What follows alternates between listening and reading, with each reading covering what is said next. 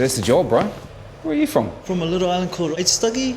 Aitutaki. I've heard of Aitutaki. It's supposed to be beautiful there. Do you want to go there? I'd love to go there. Yeah, follow me. Are you serious? Yeah.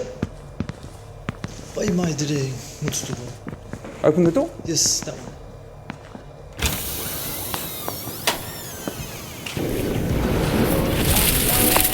Ako to yang kuat. Bro. Jangan tak. Kita tak kuat di Otor Mori. Kita nak tahu Aitutaki. Kita nak tepu atai.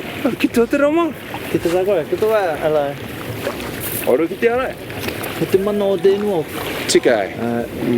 Nuri tak kita kuat di Otor Mori. Nuru kita. Ya. Akai je kaya. Iya tetai. Akai je kaya. Apa? Ada tak kau perlu kita nak ini? Meri kita nak tahu. Jago. Ya. Mako. Kalau kau meri kuat. Baru ya. Tak. Bola kok.